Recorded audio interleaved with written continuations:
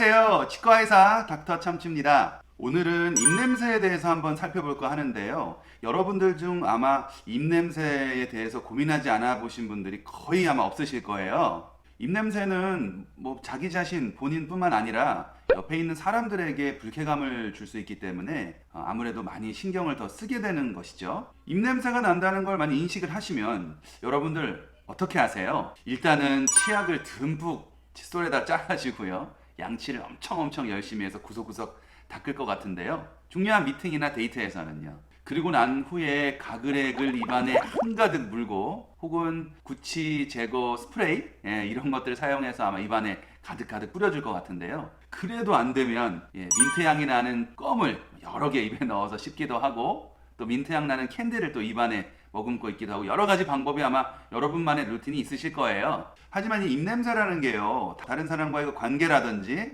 이런 부분에 대해서뿐만 아니라 여러분의 그 입 안에 질병이라든지 아니면은 속 안에 내장들의 질병이라든지 이런 것들을 나타내주는 하나의 지표거든요. 그렇기 때문에 단순히 입냄새만을 향수 뿌리듯이요, 가글액이나 이런 걸로 제거하려고만 노력하지 마시고 근본적인 원인 치료가 더 중요하다고 할 수가 있겠죠. 닥터 참치. 입냄새의 원인은 90% 정도는 치과와 관련될 정도로 입안의 원인이 대부분이에요. 그리고 나머지 10% 정도는 우리 몸 안에 그 외에 다른 장기들과 관련돼서 질병이 있을 경우에 나타나는 경우가 있죠. 오늘은요, 입냄새의 원인의 대부분을 차지하고 있는 치과와 관련된 입냄새 원인에 대해서 살펴볼 거예요. 그리고 이 영상 마지막에서는 잘못된 양치 방법을 가지게 되면 오히려 입냄새가 더 많아질 수 있다는 거 설명드릴 테니까 오늘 영상 끝까지 시청해주세요. 닥터 참치. 첫 번째는 치석이 있는 경우예요. 여러분 양치 아무리 열심히 해도요, 이미 생겨버린 치석, 특히 치아의 아래쪽 안쪽에 많이 생기는 게 치석인데요. 이미 생겨버린 치석 같은 경우에는 아무리 칫솔질로 문질러도요, 절대로 떨어지지 않습니다. 그럼 이 치석이 무슨 냄새가 날까요? 이 치석은 말 그대로 치아에 생긴 돌이기 때문에 이 돌 안에는 아주 미세한 구멍들이 있어요. 이 구멍 안으로 뭐 국물도 들어가고 커피도 들어가고 그 빠지지 않으면 어떻게 될까요? 그 냄새로 나타나게 되겠죠. 입안에 치석이 발견된다면 꼭 치과에 가셔서 스케일링을 하시기를 추천드려요. 이것만으로도 입냄새가 많이 개선됩니다. 닥터 참치. 두 번째는 잇몸 질환이에요. 치아와 잇몸 사이 그 부분이 잘 닦이지 않을 경우에 잇몸이 붓고 또 피가 나고 냄새가 나죠. 심할 경우에는 잇몸이 부어서 고름이 나요. 그러면 더 냄새가 심해질 수가 있겠죠. 이런 부위에는 치실을 사용하는 게 굉장히 좋아요. 이렇게 감아서 쓰는 치실 있잖아요. 이 치실을 쓰는 게 굉장히 좋고요. 이건 지난 영상에서 제가 자세히 설명드렸으니까 지난 영상 꼭 확인 부탁드리도록 할게요. 아마 치실 사용하지 않으시는 분들, 자기 입냄새를 혹시 인지 못하신 분들도 치실 이렇게 해서 이렇게 사용해서 이 부분을 냄새 한번 맡아보면요, 정말 내가 입냄새가 나구나, 입냄새 원인 바로 여기구나, 이렇게 충분히 아마 느끼실 수 있을 거예요.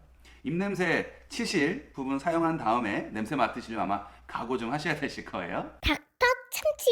세 번째는 바로 충치인데요. 충치가 있는 것만으로 냄새가 나는 경우도 있지만 보통 충치가 심해지면 그 충치 때문에 생긴 그 구멍들 있죠. 그 구멍들 안으로 음식물들이 많이 들어갑니다. 이러한 구멍들 안으로 음식물이 들어가게 되면 안에서 썩게 되죠. 특히 치아가 만나는 부분 있잖아요.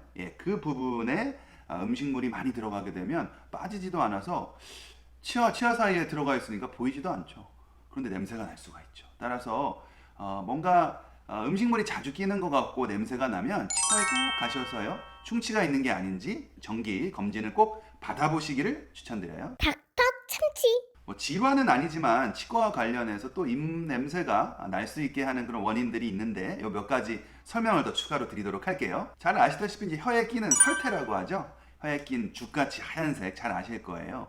이거 아마 제거하려고 칫솔 가지고 와서 하면서 그냥 아시죠? 잘 아실 겁니다. 그런데요, 칫솔로 제거할 때 이 설태라고 하는 건 한 30% 정도밖에 제거가 안 된다고 합니다. 그래서 제가 추천드리는 건 혀 클리너 아시죠? 이건 한 70%까지 이상은 제거가 된다고 해요.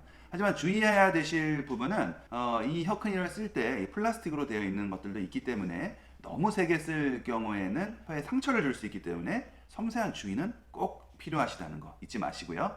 또 하나는 가글액이라든지 아니면 이제 구취 제거 스프레이 입안에 이렇게 뿌리는 것들, 아마 이런 것들 올리브영이나 이런 데 가면 많이 사실 수 있으실 거예요. 뭐 임시 방편으로 중요한 사람을 만나는데 급할 경우에 사용할 수 있지만 너무 자주 사용을 하게 되면 입냄새에 나는 원인이 치아나 잇몸의 질병의 원인이 있는데 이걸 고치지 않고 임시 방편으로만 하기 때문에 질환이 더 나빠질 경우가 있어요. 그리고 입냄새는 더더욱 심해질 수가 있겠죠. 그리고 가글액 같은 경우에 입안을 이렇게 헹굴 때요, 알코올이 들어있는 제품들이 있습니다. 이런 제품들 같은 경우에는 알코올은 뭐 표면에다 이렇게 소독할 때 발라보셨는지 모르겠지만 이게 기화하는 성질이 있어요. 그래서 표면을 조금 마르고 건조하게 합니다. 입안에도 마찬가지죠. 알코올이 들어있는 가글을 너무 자주 강박증 비슷하게 입안에, 그죠? 냄새를 제거한다고 많이 쓸 경우에 입안이 오히려 마를 수 있고요. 입안이 마르면 입냄새가 더 많이 나는 성향이 있어요. 그래서 이러한 부분 주의하면서 가글액 잘 사용하시기를 바랄게요. 닥터 참치.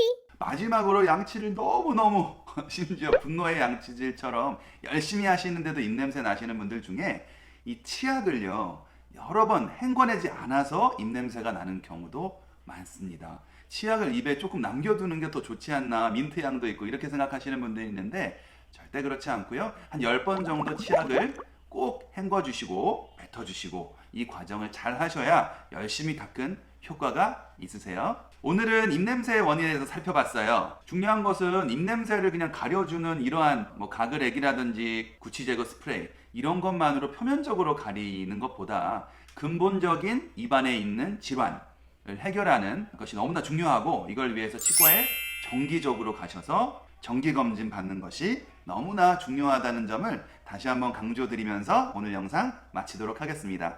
지금까지 참 쉬운 치아 교정 치과의사 닥터 참치였습니다. 안녕히 계세요, 여러분.